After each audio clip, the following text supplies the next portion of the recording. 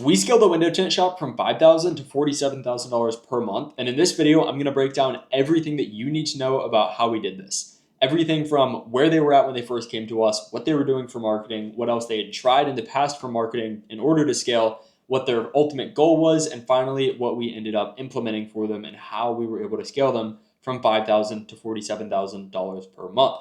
So hopping right in, where were they at when they first came to us for help?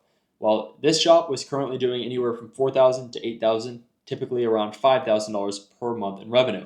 Their main focus obviously was window tint. They did a bit of detailing on the side as well, just to keep the bills paid, just to make sure that they had enough money coming in. But the ultimate thing for them was window tint. Now, this shop already had capacity to do $15,000, $20,000 a month. So as you can imagine, they were trying their best to scale. They were trying their best to bring more customers, but they could not. And the reason they couldn't bring more customers was because they didn't have enough leads coming in. You see, they had their sales process dialed in. They were good at completing the work. They had a 5-star reputation on Google. Customers came back day after day, week after week, referring other people, bringing new cars, bringing their other cars. But they did not have enough people reaching out, and this was extremely limiting for their growth.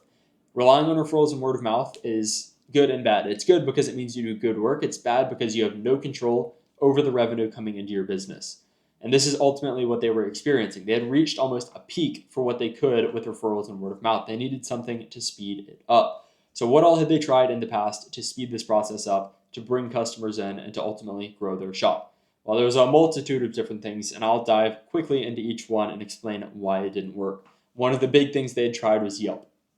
However, they had quite a few issues with Yelp, including low quality leads when they would get leads. They were charging a crazy amount of money, and if they would ever pause the ads, reviews would get taken down off of their Yelp page, which obviously led to a worse look on Yelp and worse results on Yelp. They tried to run boosted posts on Facebook and Instagram. However, we all know how that goes in the marketing game. A boosted post is basically Facebook and Instagram's way of taking your money. You're going to get likes, you're going to get engagements, you're going to get page views, but you're not going to get is a consistent source of quality customers who are actively looking to buy your services. You just don't have enough control over your ads and over who's seeing your ads, where they're seeing your ads when you're running a boosted post. Essentially, what you're doing is giving Facebook a basic post that you've made and praying to the Facebook gods that it's going to bring customers. But the truth is, that's almost never how it works out. They had tried running their own Google ads as well. Problem they had there was that they were getting clicks. They were getting a lot of clicks, actually, and Google was billing them for a lot of clicks, but they didn't have the right system in place. And as a result, they were not getting leads. They didn't have a good landing page. They didn't have a good keyword research tool. They didn't have a good ad. And ultimately, people were clicking, but they weren't buying. They weren't filling out their info to actually get a quote. And those are really the three main things that this shop had tried for marketing. They'd done a bit of flyers here and there without much success, as most shops have. But out of the broad scope of things they had done, Yelp, Google, and Facebook were the main three. And ultimately, like I said, none of them ended up working out. And they had been trying at this point for 6 months, 6 to 8 months, I believe, to scale up. And their goal was to get to 15 to 20,000 a month. They wanted to get to a point where they would consistently stay scheduled out. And to them, $15,000 to $20,000 per month was that mark.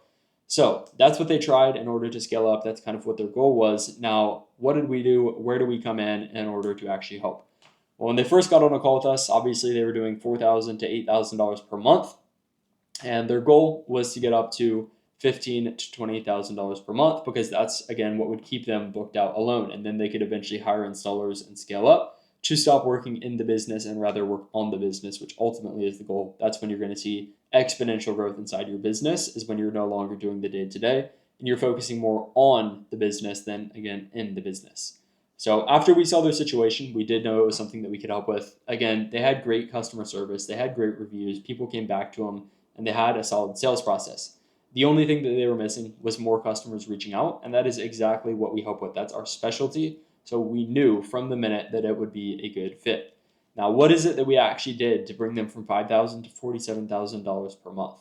Well, as soon as they signed up with us, we got right to work. We are a very fast company. We believe that money loves speed, so we want to make sure that everything is as quick as possible. As soon as they signed on, we had the onboarding call. We do that within the first 48 hours. Then our team got to work on the back end. We built out everything they needed on Meta, which covers Facebook and Instagram, to attract high intent, financially qualified, ready to buy customers.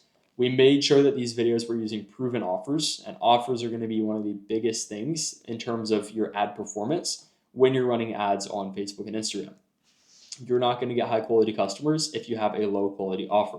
You need something that fully educates the customer, makes them financially qualified, and ensures that they are ready to buy when they fill out the ad. And that's exactly what the offer that we crafted for the shop did. Now, advice from me on offers is look over Alex Hormozi's offer framework. It needs to be so good that your customers feel stupid saying no. But with a service like this on Facebook ads, it also needs to have some sort of price in it. So you need to have, let's say you're running a $2.99 Tint special, you need to have the $2.99 price in there, and then craft the offer around that $2.99 price. If you do not have the offer in your ad and you're running an ad on Facebook and you don't have any urgency in your ad, you're going to think that you have low quality leads, but the truth is you have a low quality offer. So once we crafted a custom offer for them, we built out a bunch of video ads to test with. I think we started with 10 to 15 different ads testing with. We went ahead and built out the entire campaign completely done for them. Now that involves things like targeting the right audience, making sure we have the right placement selected, making sure that we've structured the campaign in a way that allows efficient split testing, and of course writing the copy, the headlines, building the Facebook ads, and all of that good stuff. Now, while we built out the ads, we also helped educate our client on sales and how to take as many of these leads and to get them into closed deals as possible, because ultimately that's what matters, right? We don't really care how many leads our customers get. We care how many jobs our customers complete, because that's what matters. That's what brings the money in. So while we were building out this campaign, which took around 3 days, we went ahead and gave him everything he needed in terms of training to close these leads, and not just close the leads, but close them for the highest possible price. Then we also built out a custom CRM for him to go ahead and manage every single lead, to automate text messages, to automate lead nurture, and bring him out of the sales process so that all he had to do was call the leads and close the jobs and save him time. Because as a business owner, time is your most valuable asset, and you need to make sure that you're being careful with your time. So 3 days later, everything was built out. We trained him on sales. The CRM was ready to go, and we went ahead and launched the ads. Immediately, the results were there. He started booking jobs, and it started to take control of his revenue, because once you have paid ads up and you begin to book jobs, you're going to notice a pattern. Every X dollars I spend, I get one job. So that's called your CAC, your customer acquisition cost. How much does it cost you to get a new customer in? Once you find this number, you can just reverse engineer your goals and spend accordingly. Let's say, for example, that your CAC is $25. That means that it costs you $25 to get a new customer in. Well, if you're selling a $350 intro window tint offer for your carbon special, and you're upselling into, let's say, a $700 ceramic tint, maybe your average ticket comes out to $450. All right, so you're paying $25 for a $450 job. That's going to leave you with, I believe, somewhere between a 12 to 18x return on ad spend. Don't know for sure on the top of my head, but point is that's a very solid return on ad spend, and you now know, okay, if I need to get 20 customers this week, I need to spend 20 times 25. That's $500. So I need to spend $500 on my ads this week in order to generate 20 customers. And as you scale up, the math stays the same. The math stays similar, I should say, because as you scale up, you will lose efficiency, right? So maybe when you start, you're spending $2,000 a month on ads, you book $25 per customer. Maybe when you scale up to $5,000 per month, you lose a bit of efficiency, and now you start to pay $30 or $35 per customer. But this is ultimately how you take control over your revenue, and this is exactly what Jose did. So within the first 2 months, we were able to scale him to his original $15,000 to $20,000 goal, and from there, his job was hire more installers and increase capacity. Once he was able to hire these extra people and get more room on his schedule, get more potential for flow, we were able to increase his ad spend. And at this point, he's doing about $175 to $225 per day, and he finishes peak month with us at $47,000. And he is consistently doing anywhere from $30,000 to $50,000 per month, just depending on how aggressive he wants to go in that specific month. So that's basically what we did for Jose. It's a very, very simple system when you have all the right pieces in play. Now, if you want a free call to see exactly how this works, how it can get implemented into your business, in the description below, there's going to be a link. You can click on that if you want. If not, no worries. But if you're serious about taking control of your business and expanding, click the link, fill out the form, book a call with me, and I'll talk to you on the call.